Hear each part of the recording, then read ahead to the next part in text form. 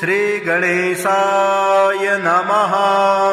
अथ शनैश्चरस्तोत्र प्रारम्भः।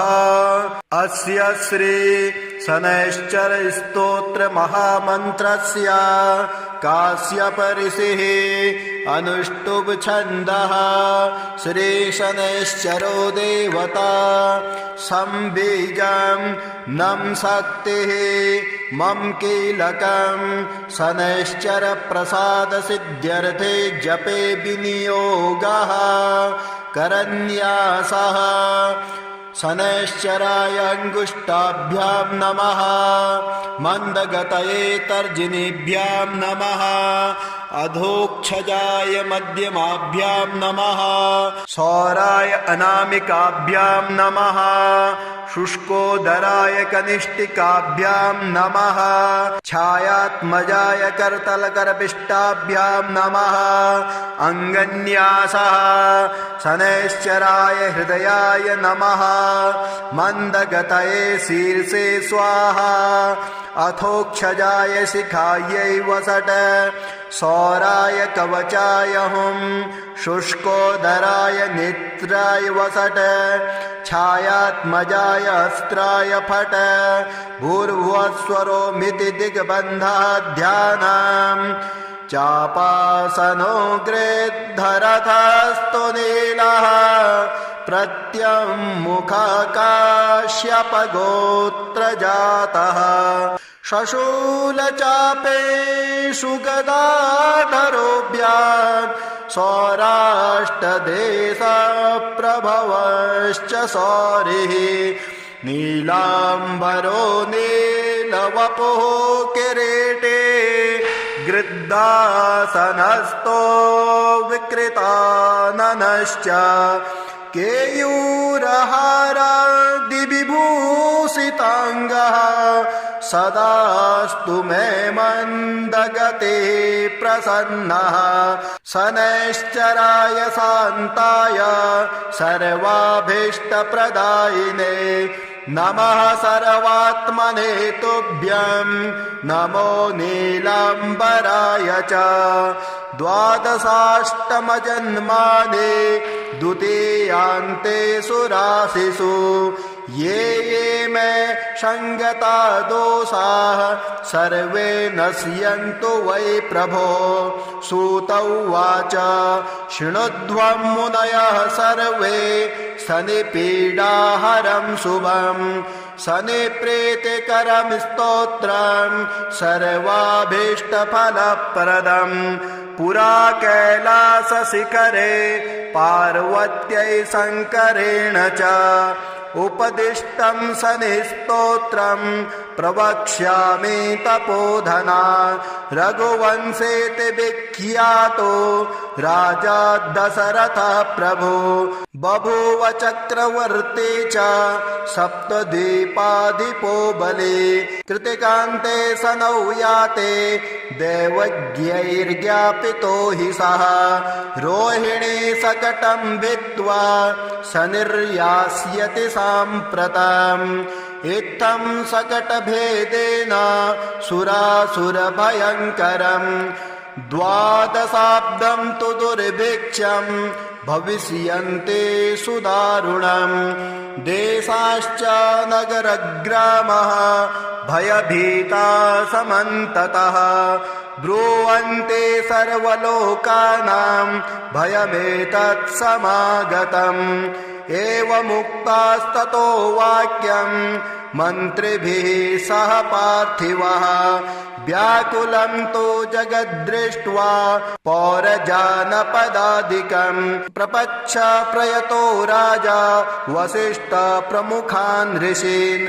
समाधानं किमस्यास्ति ब्रूत मे मुनिसत्तमाः। प्रजानां परिरक्षायै सर्वज्ञा सर्वदर्शिनः तच्छ्रुत्वा मुनयः सर्वे प्रोचुरस्य बलं महत् शनैश्चरेण सकटे तस्मिन् भिन्ने कुतः प्रजा अयं योगो ह्यसाध्यं तु शक्रब्रह्मादिभिस्तथा शतो सञ्चित्य मनसा सहसा पुरुरर्षभः समादाय धनुर्दिव्यं दिव्यायुधसमन्वितं रथमारुह्य वेगेन गतो नक्षत्रमण्डलं शपादयोजनं लक्ष्यं सूर्यस्योपरि संस्थितं रोहिणी पृष्ठतः स्थाप्य राजा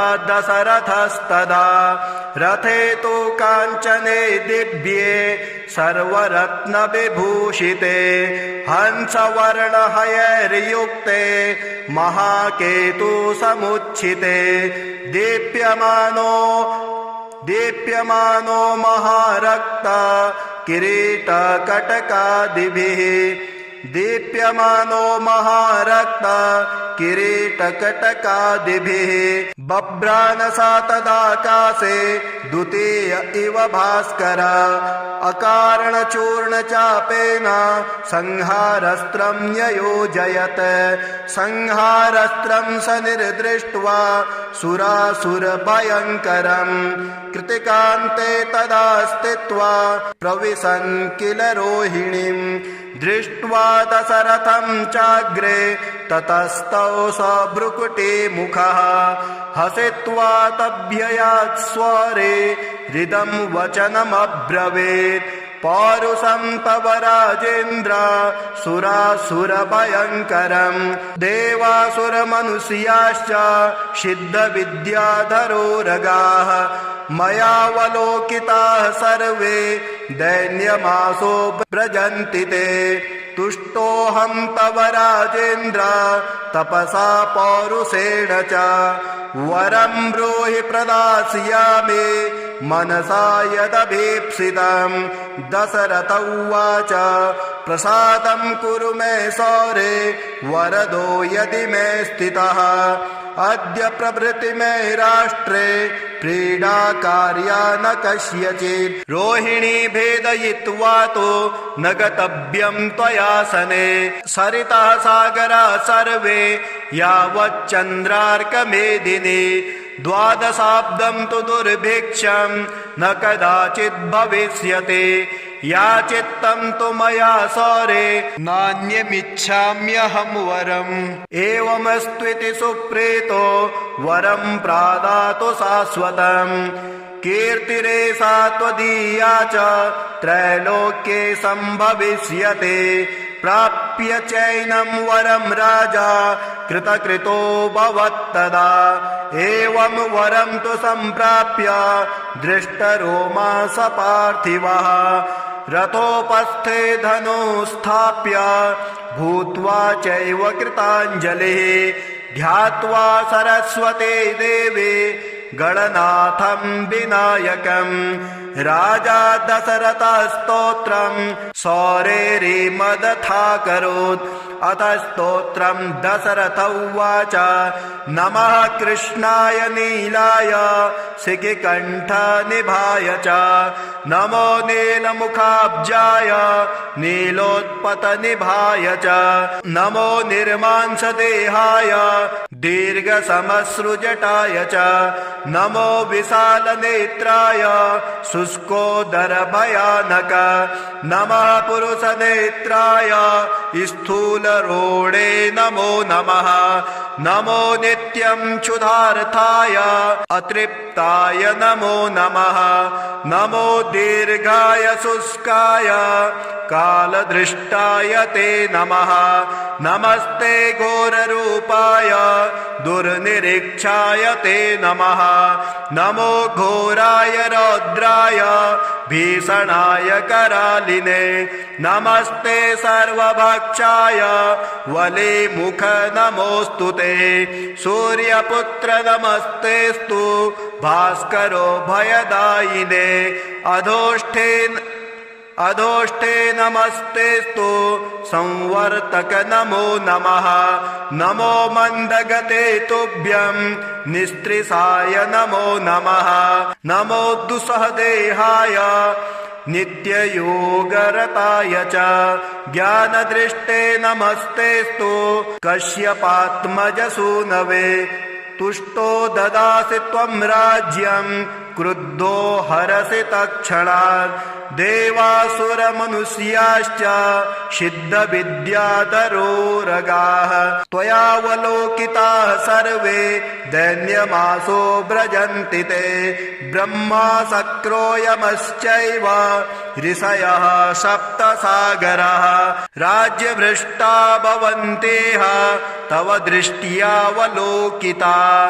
देशाश्च नगरग्रामः दीपाश्च गिरयस्तथा सरितः सागराः सर्वे नाशं नश्यन्ति समूलतः। प्रसादं कुरु मे सौरे वरदोषे महाबल इति स्तोत्रम्। एवमुक्तास्तदा सौरिः ग्रहराजो महाबलः अब्रवीच्च सनिर्वाक्यं दृष्टरोमा सभास्करिः। सनिर्वाच तुष्टोऽहं तव राजेन्द्र स्तोत्रेणानेन सुब्रत। वरं ब्रूहि प्रदास्यामि मनसा यदि भीप्सितं। दशरथ उवाच प्रसन्नो यदि मे सौरे पीडा कुरु न कस्यचित्। देवासुरमनुष्याणां पशुपन्नगपक्षिणां। सनिर्वाच ग्रहणाश्च ग्रहाज्ञेया ग्रहापीडाकरा स्मृताः। अदेयोऽपि वरोऽस्माभिः तुष्टोऽहं तु ददामि ते।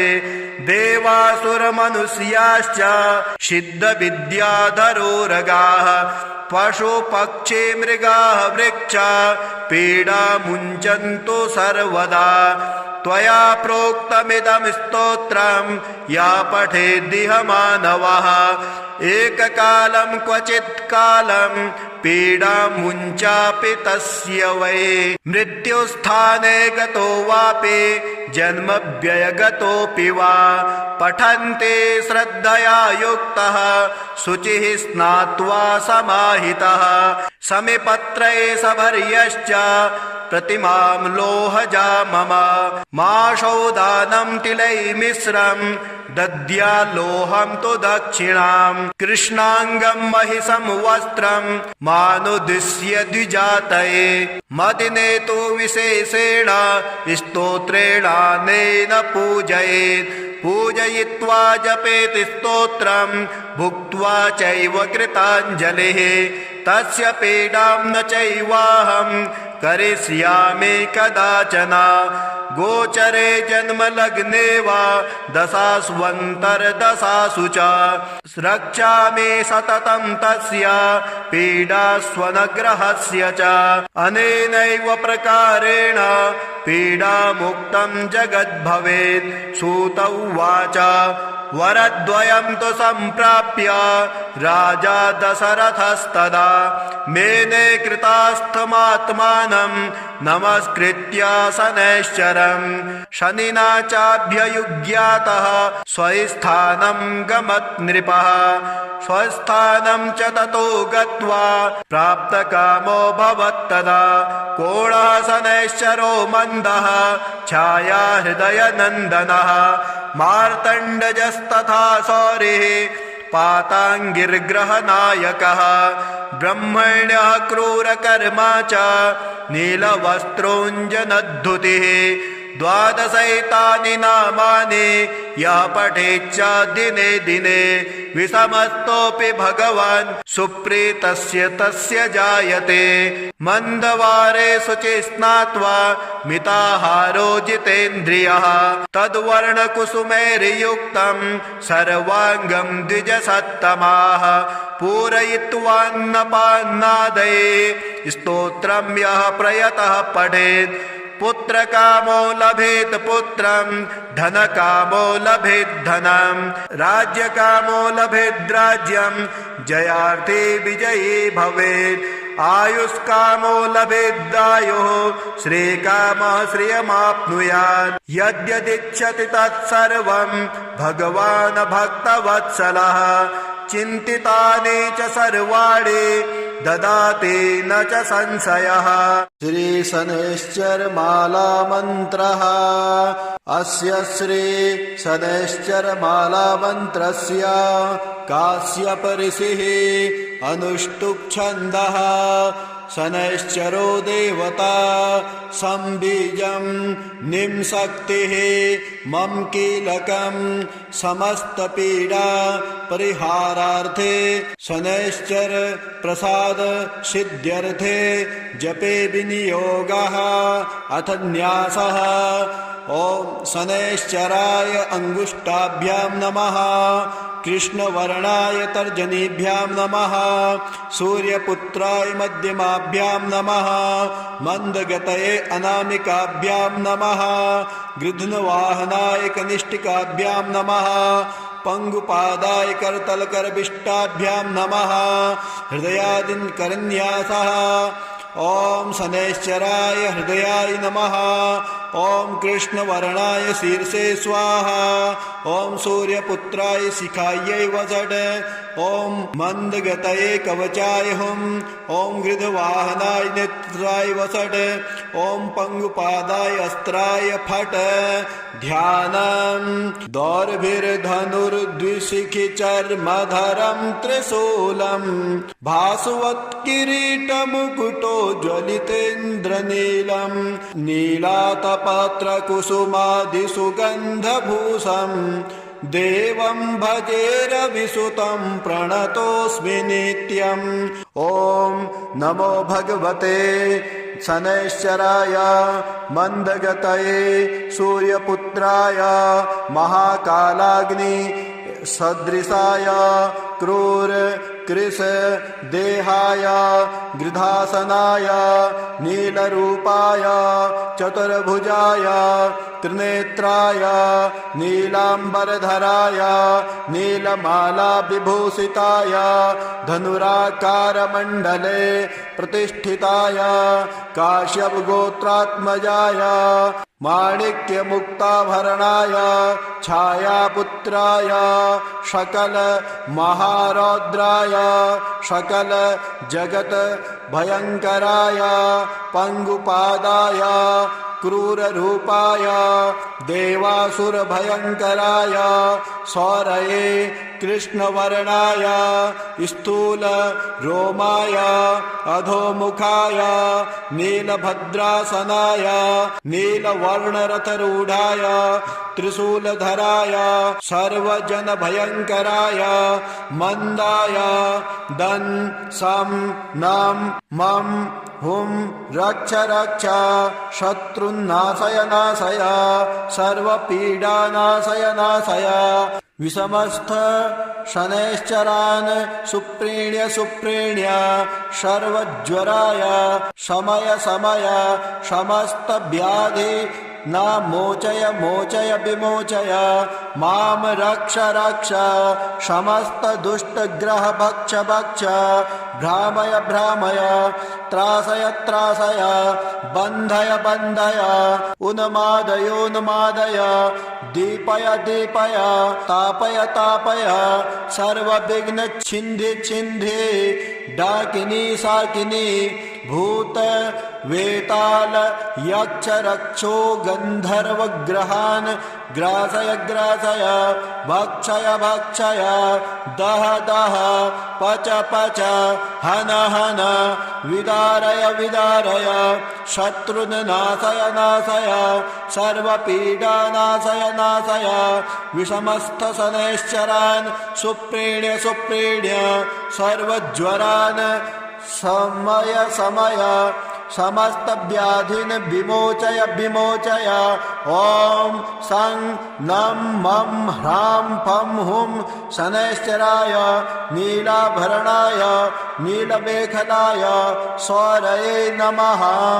नवग्रह कवचम् ब्रह्मोवाच शिरो मे पातु मार्तण्डो कपालं रोहिणी पतिः मुखमङ्गारकः पातु कण्ठश्च शशिनन्दनः बुद्धिं जीवः सदा पातु हृदयं भृगुनन्दनः जठरश्च शनिः पातु जिह्वां मैदितिनन्दनः पादौ केतुः सदा पातु वारा सर्वाङ्गमेव च तिथियोष्टौ दिशः पातु नक्षत्राणि वपुः सदा अंशौ राशि सदा पातु योगाश्च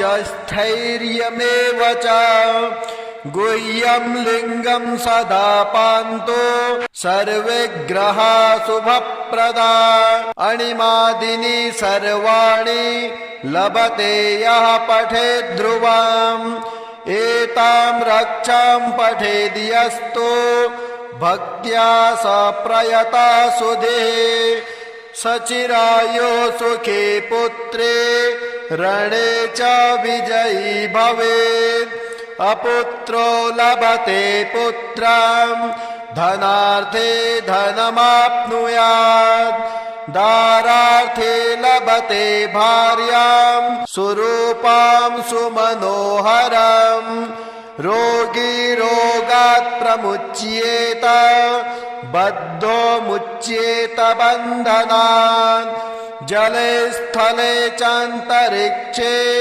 कारागारे विशेषतः यः करे धारये नित्यं भयं तस्य न विद्यते ब्रह्महत्यासुरापानां तेयं गुरुवर्गनागमः सर्वपापै प्रमुच्येत कवचस्य च धारणात् नारे वामभुजे धृत्वा सुखैश्वर्यसमन्विताः काकबन्ध्या जन्मबन्ध्या मृतवत्स्या च या भवेत् वैयपत्या जीववत्स्या कवचस्य प्रसादतः। ॐ श्रीगणेशाय नमः। अथ शनैश्चरस्तोत्र प्रारम्भः। अस्य श्री शनैश्चरस्तोत्र महामन्त्रस्य काश्यप ऋषिः अनुष्टुप् छन्दः। श्री शनैश्चरो देवता संबीजं नं शक्तिः मम कीलकं शनैश्चर प्रसाद सिद्ध्यर्थे जपे विनियोगः करन्यासः। शनैश्चराय अंगुष्ठाभ्यां नमः। मंदगतये तर्जनीभ्यां नमः। अधोक्षजाय मध्यमाभ्यां नमः। सौराय अनामिकाभ्यां नमः। शुष्कोदराय कनिष्ठिकाभ्यां नमः। छायात्मजाय करतलकरपिष्टाभ्यां नमः। अंगन्यासः। शनैश्चराय हृदयाय नमः। मंदगतये शीर्षे स्वाहा। अथोक्षजाय शिखायै वसट। सौराय कवचाय हुं। शुष्कोदराय नेत्राय वसट। छायात्मजाय अस्त्राय फट। भूर्भुवस्वरो मिति दिग्बन्धः ध्यानम्। चापासनो गृद्धरथस्तु नीलः। प्रत्यङ्मुखकाश्यपगोत्रजातः। शशूलचापेषु गदाधरोऽभ्याम्। सौराष्ट्रदेशप्रभवश्च सौरिः।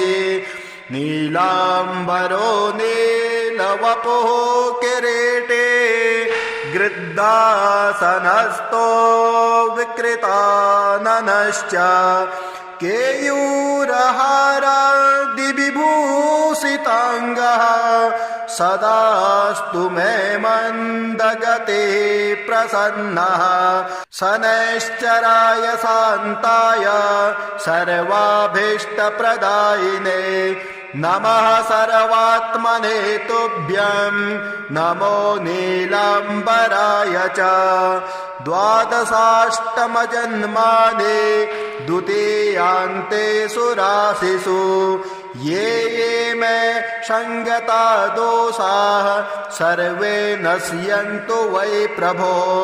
सूत उवाच शृणुध्वं मुनयः सर्वे शनिपीडाहरं शुभं शनिप्रीतिकरं स्तोत्रं सर्वाभीष्टफलप्रदं पुरा कैलासशिखरे पार्वत्यै शङ्करेण च उपदिष्टं शनिस्तोत्रं प्रवक्ष्यामि तपोधना रघुवंशेति विख्यातो राजा दशरथः प्रभु बभूव चक्रवर्ती च सप्तद्वीपाधिपो बली कृतिकान्ते शनौ याते दैवज्ञैर्ज्ञापितो हि सः रोहिणी शकटं भित्त्वा शनिर्यास्यति साम्प्रतम् इत्थं शकटभेदेन सुरासुरभयङ्करम्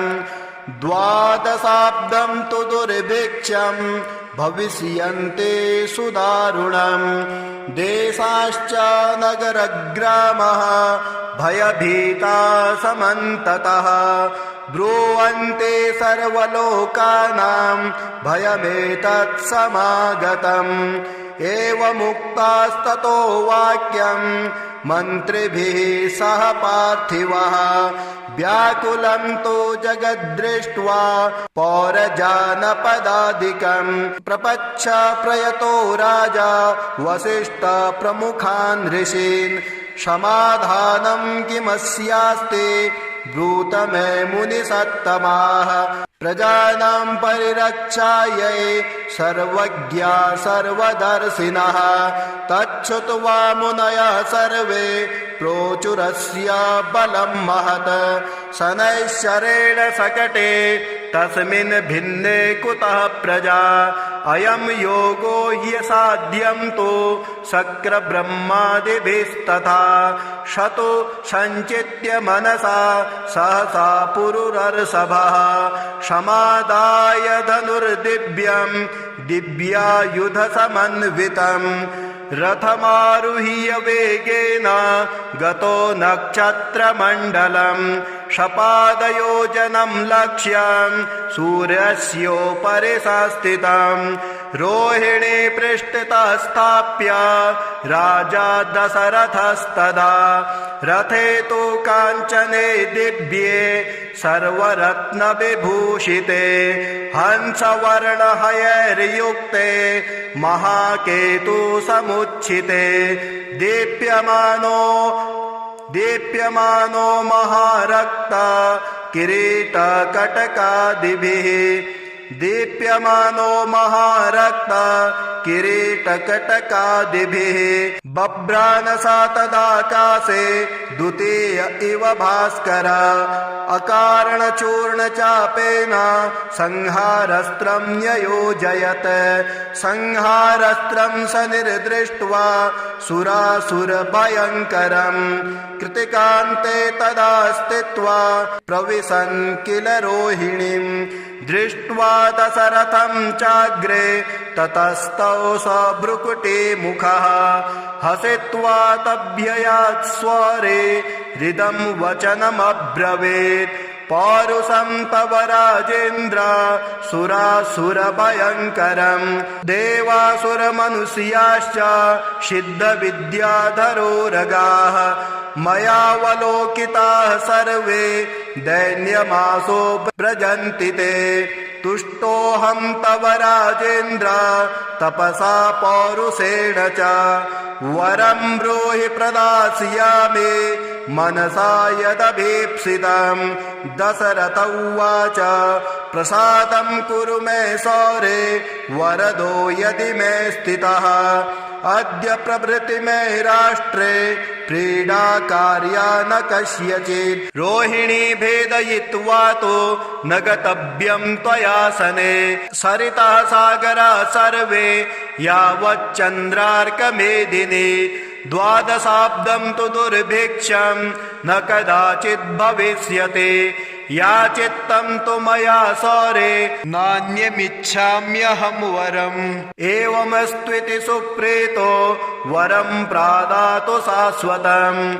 कीर्तिरेषा त्वदीया च त्रैलोक्ये सम्भविष्यते प्राप्य चैनं वरं राजा कृतकृतो भवत्तदा एवं वरं तु सम्प्राप्य दृष्टरोमा स पार्थिवः रथोपस्थे धनुस्थाप्य भूत्वा चैव कृताञ्जलिः ध्यात्वा सरस्वते देवे गणनाथं विनायकम् राजा दशरथस्तोत्रं सौरेरिमदथाकरोत् अथ स्तोत्रं दशरथ उवाच नमः कृष्णाय नीलाय शिखिकण्ठनिभाय च नमो नीलमुखाब्जाय नीलोत्पतनिभाय च नमो निर्मांसदेहाय दीर्घसमश्रुजटाय च नमो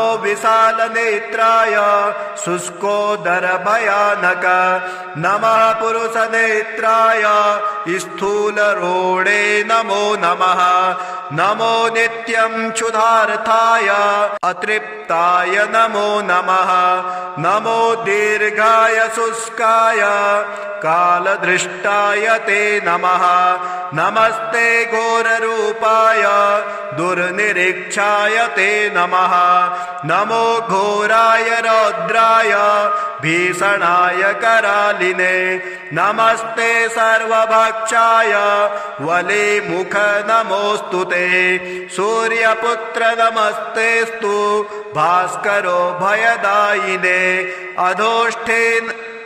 अधोष्ठे नमस्तेस्तु संवर्तक नमो नमः नमो मन्दगते तुभ्यं निस्त्रिसाय नमो नमः नमो दुस्सहदेहाय नित्ययोगरताय च ज्ञानदृष्टे नमस्तेस्तु कश्यपात्मजसूनवे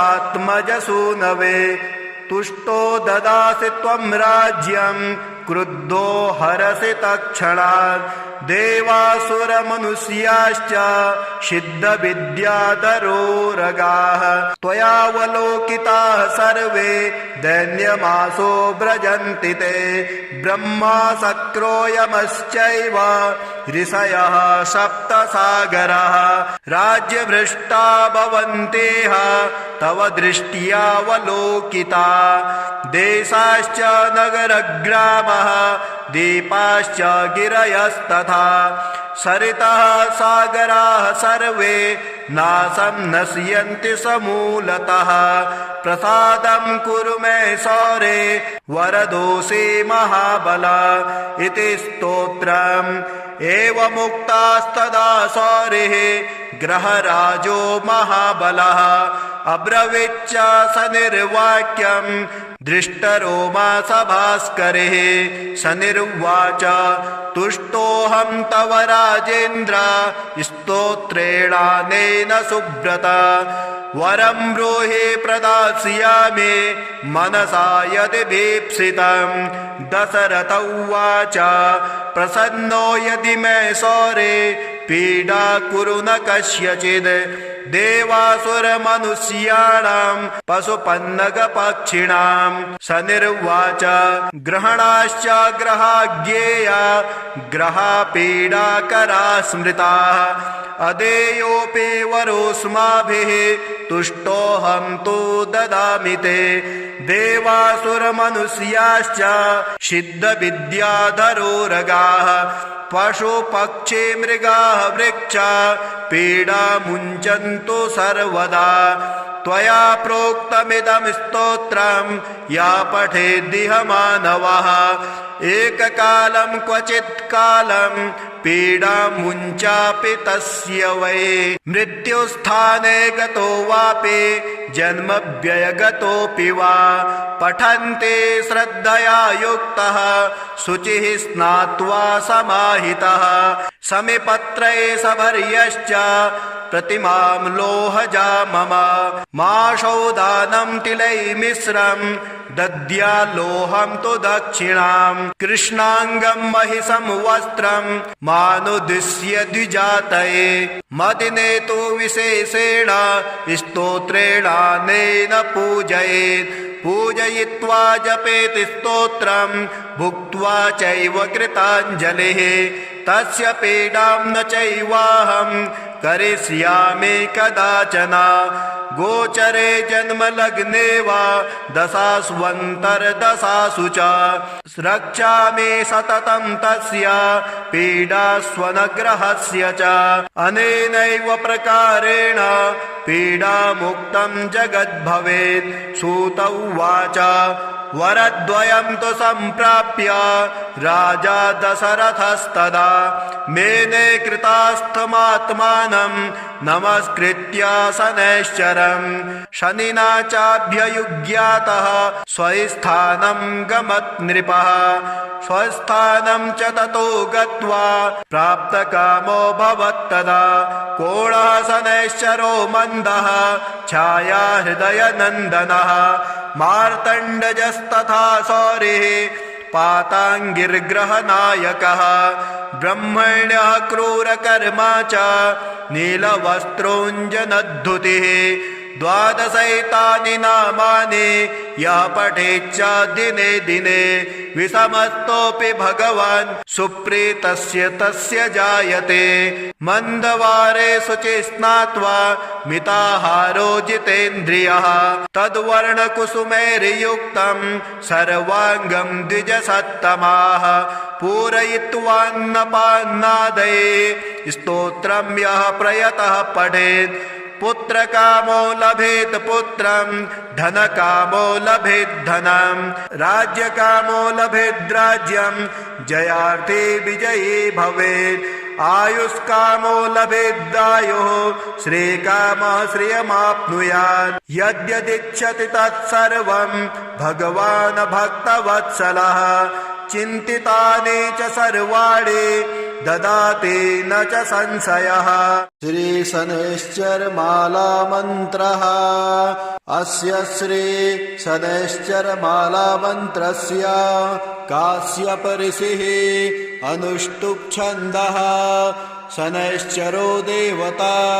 संबीजं निम्शक्तिः मम कीलकं समस्तपीडा परिहारार्थे शनैश्चर प्रसाद सिद्ध्यर्थे जपे विनियोगः अथ न्यासः ओम शनैश्चराय अंगुष्ठाभ्यां नमः कृष्णवर्णाय तर्जनीभ्यां नमः सूर्यपुत्राय मध्यमाभ्यां नमः मंदगतये अनामिकाभ्यां नमः गृध्नवाहनाय कनिष्ठिकाभ्यां नमः पंगुपादाय करतलकरविष्टाभ्यां नमः हृदयादिन करन्यासः ओम शनैश्चराय हृदयाय नमः ओम कृष्णवर्णाय शीर्षे स्वाहा ओम सूर्यपुत्राय शिखायै वषट् ओम मंदगतये कवचाय हुम ओम गृध्रवाहनाय नेत्राय वषट् ओम पंगुपादाय अस्त्राय फट्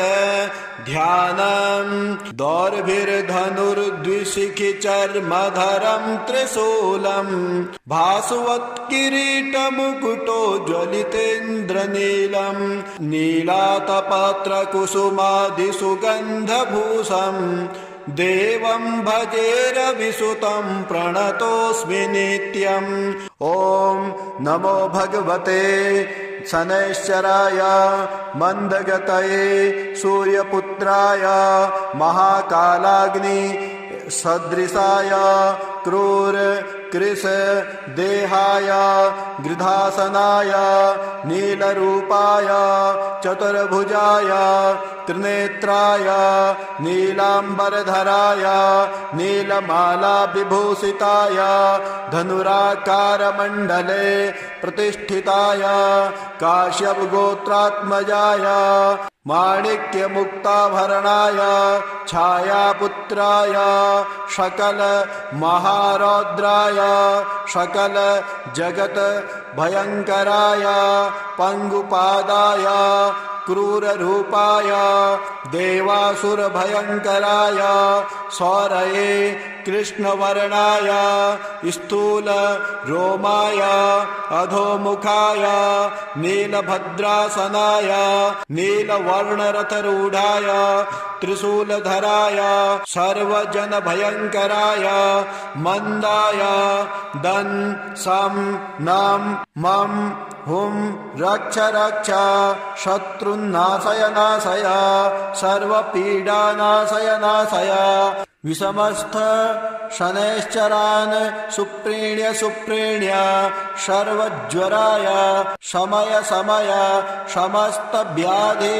न मोचय मोचय विमोचय माम रक्ष रक्ष समस्त दुष्ट ग्रह भक्ष भक्ष भ्रामय भ्रामय त्रासय त्रासय बन्धय बन्धय उन्मादय उन्मादय दीपय दीपय तापय तापय सर्वविघ्न छिन्धि छिन्धि डाकिनी शाकिनी भूत वेताल यक्ष रक्षो गंधर्व ग्रहान् ग्रासय ग्रासय भक्षय भक्षय दह दह पच पच हन हन विदारय विदारय शत्रुन् नाशय नाशय सर्वपीडा नाशय नाशय विषमस्थ शनैश्चरान् सुप्रीण्य सुप्रीण्य सर्वज्वरान् समय समय समस्त व्याधिन विमोचय विमोचय ओम सं नम मम ह्रां फं हुं शनैश्चराय नीलाभरणाय नीलमेखलाय सौरये नमः।